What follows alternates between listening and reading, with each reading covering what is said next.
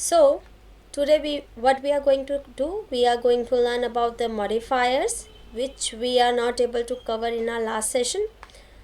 So let's have a quick recap of the last session. So what we did in our last session, we learned about few of the modifiers. We covered only 5 modifiers in last session, and we have covered 3 type of modifiers. So the first was E&M, then we have a category for the procedures, and then we have a category for the anesthesia. So in the last session हमने क्या पढ़ा था, हमने 3 type के modifiers पढ़े थे. याद रखना सारे मॉडिफायर सबके साथ नहीं जाते, कुछ प्रोसीजर्स मॉडिफायर होते हैं, कुछ E&M मॉडिफायर्स होते हैं, कुछ एनेस्थीसिया मॉडिफायर्स होते हैं और कुछ रेडियोलॉजी स्पेसिफिक मॉडिफायर्स होते हैं, कुछ लैब स्पेसिफिक मॉडिफायर्स भी हमारे पास अवेलेबल हैं. सो सबसे पहले हमने किया था मॉडिफायर 22. मॉडिफायर 22 क्या होता है? मॉडिफायर 22 होता है increase procedural services. So 22 modifier is increase procedural services. Increase procedure service मतलब जब भी ज़्यादा टाइम या ज़्यादा वर्क लगता है प्रोसीजर करने में, तो इसमें हम 22 मॉडिफायर यूज़ करते हैं.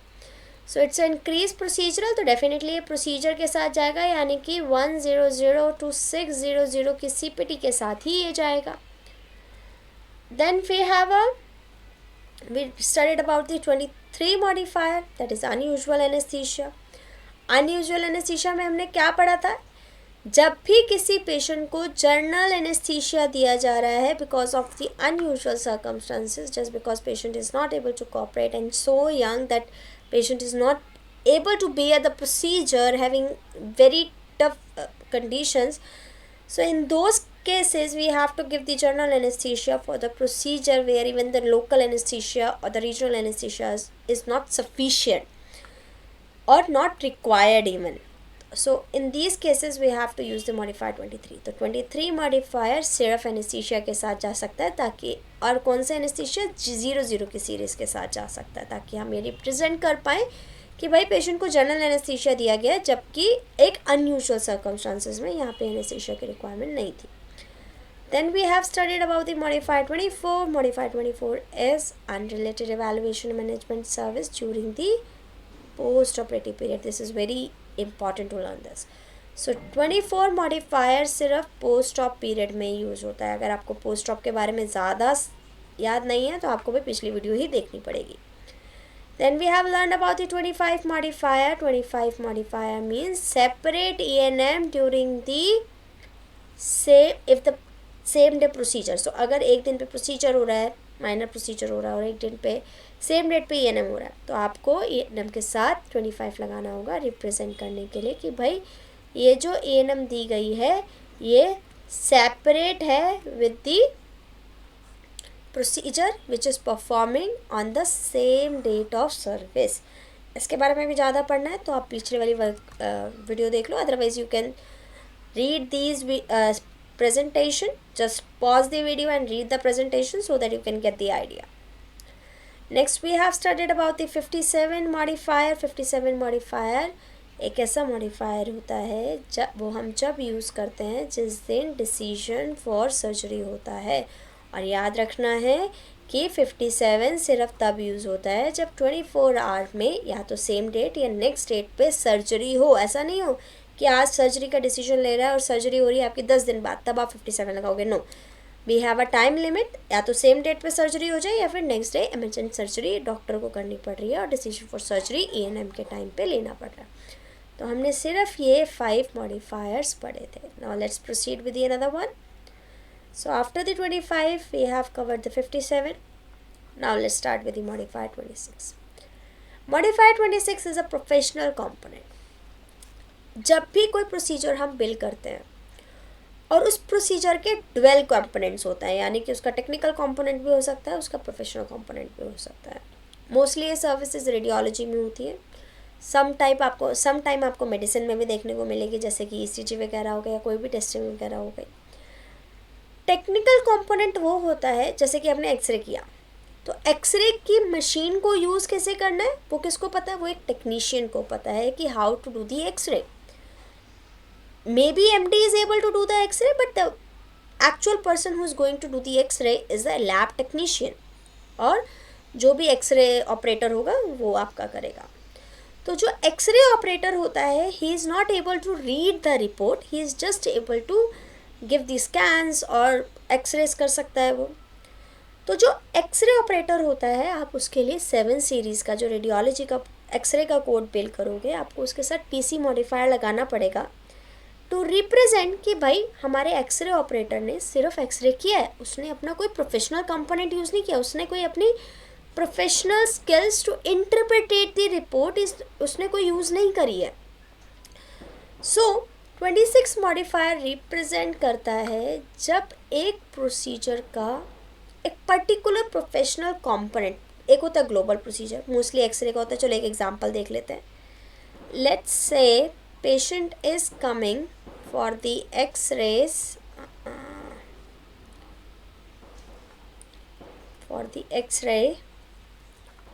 of the elbow, 2 views के लिए आया पेशेंट एल्बो के एक्सरे के लिए। पहले सीखते हैं सीपीटी कैसे ढूंढनी है। सीपीटी ढूंढने के लिए you have to remember, we have to refer the index CPT में सबसे, आईसीटी में सबसे पहले होती है, सीपीटी में सबसे बाद में होती है। इस पेज में अभी आर चल रहा है तो we have to scroll it more and more to reach to the X. We have to locate the procedure और the service which going to perform. So if the patient is coming for to get an x-ray, we have to locate the x-ray. So scroll. We are at S now. So in this tab you will get the code from suture to trachea. So we have to locate X. So scroll it more. We have a code from T series here. So scroll more.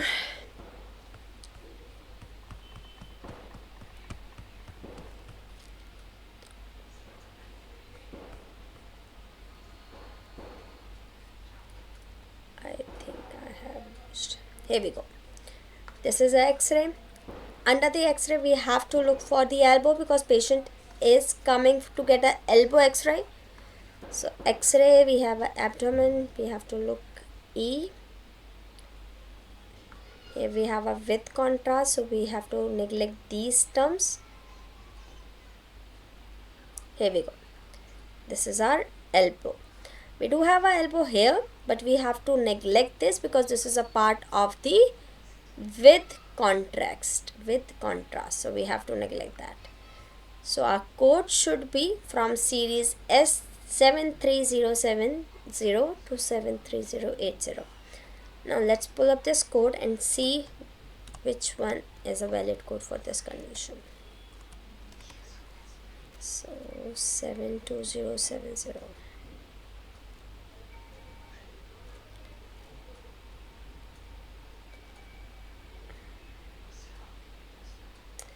I think मैंने गलत पढ़ लिया, फिर से जाओ भाई वहाँ पे।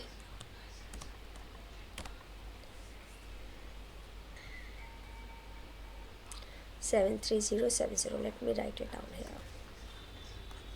73070 एंड 73080, इन दोनों में से कोई सीरीज़ रहेगी।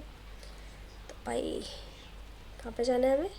कोड पे जाना है अब टू वेरीफाई कि एक्चुअल 73070 होना चाहिए या 80। So 37070.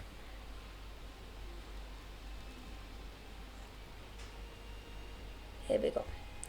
So 73070 is for 2 views and 380 is for the 3 views. So our code should be 73070. तो भाई अब हमें तो कोड मिल गया S73070। अब जस्ट सपोज ये कोड किस चीज़ का है? Radiological examination elbow 2 views. Patient कह रहा है हम इससे क्या बिल कर रहे हैं?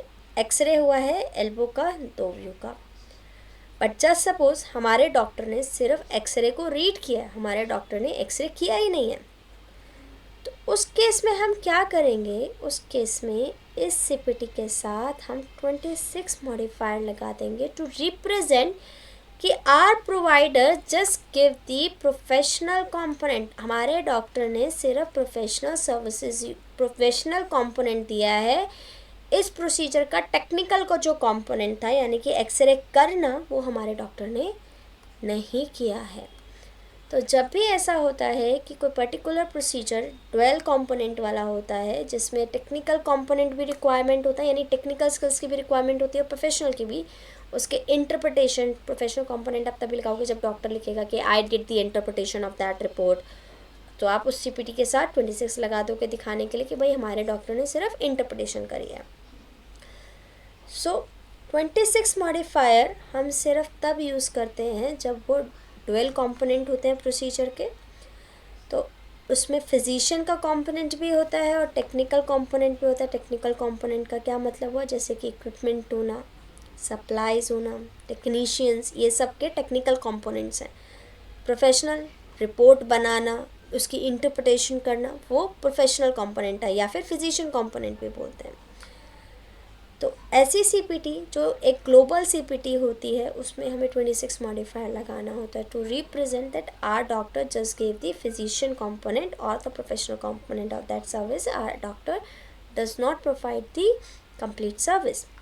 So next we have modify 26 for a professional component. We know that we have to build this when only physician professional work is built. And what the physician professional work is, that our doctor is just giving the interpretation and the reporting of the diagnostic test or the lab or anything, and just our doctor is just giving the interpretation of the ECG. So modify 26 is to be added to the CPT code जिसमें हमारा doctor interpretation दे रहा है। हम पूरी CPT bill नहीं करेंगे। अगर हम इसी केस में 73070 कंप्लीट बिल कर देते हैं तो इसका मतलब है हमारे डॉक्टर ने एक्सरे किया भी है और उसको इंटरप्रिटेट भी किया। बट एक्चुअल में हमारे केस में ऐसा नहीं हुआ। हमारे केस में सिर्फ डॉक्टर ने प्रोफेशनल कंपोनेंट दिया, तो हम सिर्फ 26 लगा देंगे टू रिप्रेजेंट कि हमारे डॉक्टर ने 26 मॉडिफायर दिया। देयर आर फ्यू CPTs जिसमें इंटरप्रिटेशन ऑलरेडी इंक्लूड होता है, उसके साथ you are not allowed to use the 26 modifier. You can see here. So we have a 73085. We have to bill 73085 when the doctor is taking the X-ray for the elbow arthrography and giving the interpretation as well as supervision of that X-ray. So if our doctor is given the supervision and the interpretation in conjunction with the X-ray, then we have to bill the 73085. And with 73085 you are not allowed to use 26 modifier. क्यों? क्योंकि इसमें provider services already included हैं। इसके साथ आप 26 modifier use नहीं कर सकते हो। Let's move further. Okay, let's take a look of this modifier in